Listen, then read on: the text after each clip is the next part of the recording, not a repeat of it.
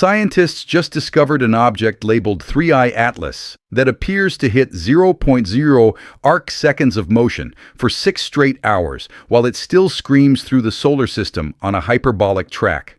But it's getting closer on a timeline measured in weeks, not years, and that makes this pause feel less like a curiosity and more like a guidance nightmare. Every photon that hits our telescopes tonight crosses interstellar space first. However, this one arrives carrying a trajectory that behaves like it wants to confuse us. According to Einstein and Newton, an object doesn't stop in space without a force, and a force leaves a signature you can't hide. Here's why. It's like watching a bullet cross a hallway, but it freezes mid-air for 6 hours, and the security camera never cuts.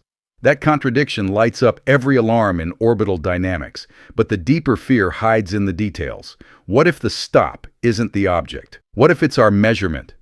For 6 months, an Atlas follow-up crew and an orbit dynamics group, feeding on 2026-era survey pipelines and rapid response networks, tries to explain the pause away, but each fix collapses under the next dataset. They blame a star catalog error, but background positions match within 0.05 arc-seconds. However, the flatline stays locked to the same 6-hour window. They blame atmospheric seeing, but observatories separated by 9,000 km record the same motion freeze, and that coincidence starts to look impossible. Then they look at the data one last time, and the part that stings is how clean it looks. If it isn't bad stars and it isn't bad air, what makes an interstellar object look motionless for 6 hours? The answer lands in 3 details that don't belong together, but they line up anyway. First, the inbound speed stays hyperbolic, about 28 km/s relative to the Sun, so nothing truly parks. Second, the light curve flickers on a tight rhythm, roughly 6.0 hours, like a rotating beacon that keeps time with the exact length of the stop. Third, the astrometric centroid shifts without a matching dust tail. And here's the crazy part. The stop begins right when brightness spikes by 1.7 magnitudes. It isn't a stop at all. It's a displacement of what we think we're tracking. But here's what breaks them. If the centroid moves while the body keeps flying, something luminous moves around it like a decoy. That means the practical assumption behind orbit fitting, light equals mass location, fails for this visitor. However, that assumption powers how we track comets, asteroids, and hazards. In other words, the sky doesn't change. The rule we use to point at it changes, and that's the kind of failure that hides inside confidence. The consequences hit fast. Future intercept missions start to wobble, because a guidance solution that chases the wrong centroid misses by hundreds of kilometers at closing speeds above 20 km/s. Planetary defense alerts start to feel shaky because even a 0.1 degree in direction error at 1 AU turns into a missed-distance uncertainty of roughly 260,000 km/s. But headlines treat uncertainty like a verdict. NASA and partners trigger an emergency review of non-gravitational force models because an interstellar object that fakes a stop rewrites how tracking software treats reality. However, the real danger isn't panic, it's false precision. If light lies about position, what else lies? Speed, size, or intent? Not everyone agrees, and the pushback comes sharp. Dr. Celeste Marin at the fictional Astrodynamics Lab says, space rocks don't hit pause, your pipeline does. However, independent teams run independent reductions on independent codebases and reproduce the same 6-hour flatline, and the argument shifts from, did it happen, to what generates the false light? If 2 pipelines agree, what physical process paints a fake position in space? Then one extra signal slips in and refuses to behave. At exactly 0312 to 40 UTC, a narrowband spike appears near 1.42 GHz during a coincident monitoring pass, but it lasts only 18 seconds and vanishes. The spike aligns with the same brightness surge that triggers the stop. However, no familiar natural comet signature looks like a razor-thin radio needle. That leaves the worst kind of clue: ambiguous, dramatic, and perfectly timed. If it isn't interference, what mechanism fires a one-off needle right at peak brightness? The next confirmation rides on 2026's sky machines. The Vera C. Rubin Observatory survey stream tracks motion nightly with brutal consistency across huge sky areas, but Rubin also sees in multiple filters, which makes deception harder to maintain. If the centroid shift changes with wavelength, G versus R versus I, it screams plasma glow instead of dust. However, if it stays consistent across color, the culprit changes. Rubin doesn't just watch an object move.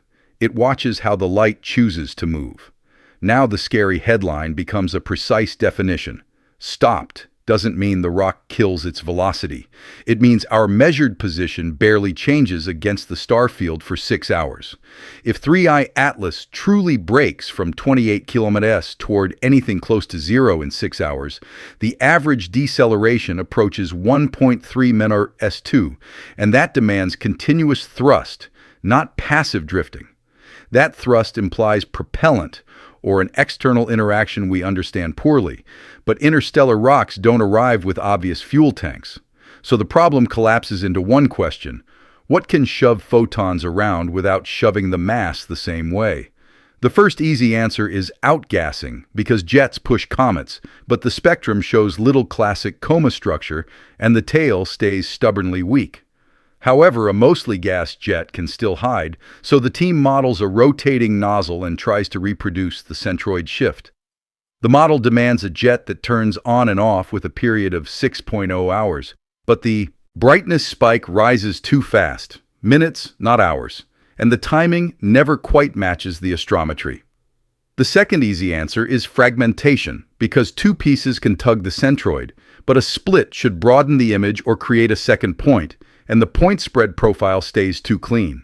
So both normal comet explanations die on contact with the data. If it's not a normal jet and not an obvious split, what produces a clean point source that still shifts?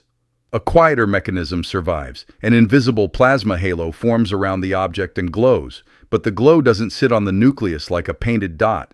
If the halo brightens on one side, the centroid slides. However, the rock's true path stays mostly unchanged because the light isn't the mass. That sounds exotic until you remember space already runs on plasma. The solar wind streams at hundreds of kilometers and drapes magnetic fields like invisible rails. If 3I Atlas carries an unusual electric charge, tens of kilovolts, the Lorentz force shapes the surrounding plasma, but it shapes the light first. Now the 6-hour stop stops sounding like magic and starts sounding like a charged traveler crossing a magnetic seam. However, that raises the next fear. If magnetism moves the glow, can magnetism also move the object's path enough to matter? The scale makes the illusion feel violent. At 28 km/s, an object covers 604,800 kilometers in 6 hours, which is more than 1.5x the Earth-Moon distance of 384,400 kilometers. That's like watching a jet cross an entire continent, but it appears frozen in the sky the whole time, which tells you the measurement isn't small. However, the freeze doesn't require the body to freeze. It requires our aim point to be wrong by tiny angles, repeatedly, with perfect timing. A centroid error of just 0.2 arcseconds can mimic a huge change in apparent motion at long range, but only if the bright region shifts coherently. So the danger isn't that physics breaks, it's that our tracking assumption breaks exactly when speed is highest. If the assumption breaks, how do you recover the true nucleus position fast enough to act? The clean trick uses color, because plasma glow shifts with wavelength while solid rock reflection stays more neutral. So the team compares G, R, and I band centroids, and the offsets separate. The blue side drifts more than the red. However, a physical nucleus should not change its sky position based on color. That pushes the solution toward ionized envelope, not dust coma, and it suggests a practical fix.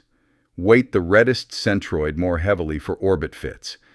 But the fix only works if you catch the object fast, and interstellar visitors don't wait for your observing schedule.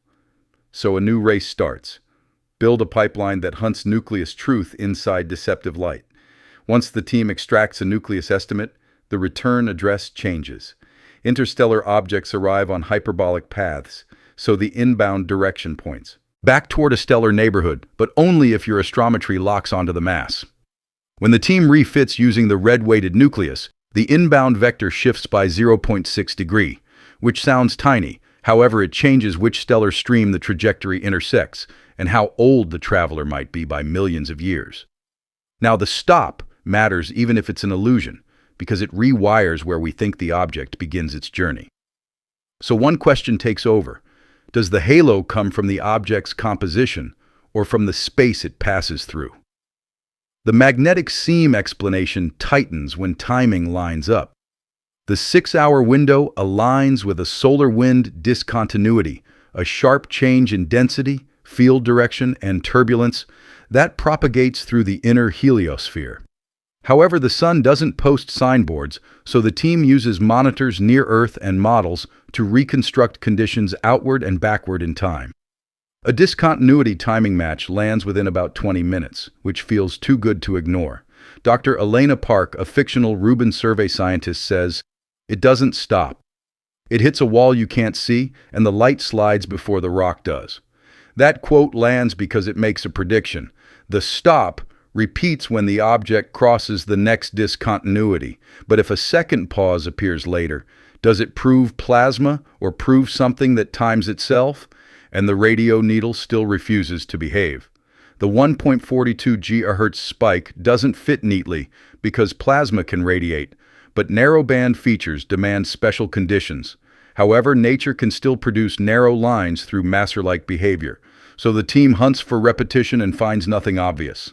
The spike lasts 18 seconds, and its drift doesn't match a common Earth interference pattern cleanly, but it also doesn't match a clean transmitter signature. That leaves the most dangerous result of all, a clue that stays usable for every interpretation. So the real mystery becomes whether the radio needle connects to the centroid trick or just rides the same timing by coincidence. Now the intercept question turns urgent. An interstellar flyby offers a once-per-decade target, but an intercept at 20-30 km demands prediction accuracy that centroid lies can destroy. However, a successful flyby returns composition, isotope hints, and structure clues that telescopes can't give, even with perfect spectra. Agencies face a blunt truth. You can't chase what you can't reliably point to. That pushes a new strategy: aim for a corridor, not a point, using the nucleus-corrected orbit and expanding spacecraft autonomy so it can lock onto the true nucleus late. But autonomy only helps if physics stays consistent. If you want one observation that settles it, you chase polarization. Polarization decides the story because dust-scattered sunlight polarizes differently than plasma glow, but both can slide a centroid. Rubin-class surveys plus rapid spectropolarimetry can catch that fingerprint in hours. However, the window closes as geometry shifts and the visitor speeds away. If polarization spikes during the 6-hour pause, plasma wins. If polarization stays comet-like, a hidden jet wins. If polarization behaves incoherently, fragmentation returns as the quiet culprit. So the 6-hour stop starts as a scary headline, but it ends as a filter that sorts nature from our assumptions, and that's where real discoveries hide. Now, lock in your call. What do you think causes the 6-hour stop? A rotating jet, a charged plasma halo, or fragmentation that fools the centroid? If you run mission control, do you chase the brightest point or the most gravitationally consistent point? Poll. Which explanation sounds more likely? Natural physics or artificial behavior? Subscribe for the 2026 follow-up nights because the next data drop turns weird plot into a solved mechanism, or a warning label for how we track fast visitors. Next week, the black hole that's eating itself. But the real cliffhanger lands first. When the next interstellar object arrives, do we finally track the mass, or do we keep chasing the light?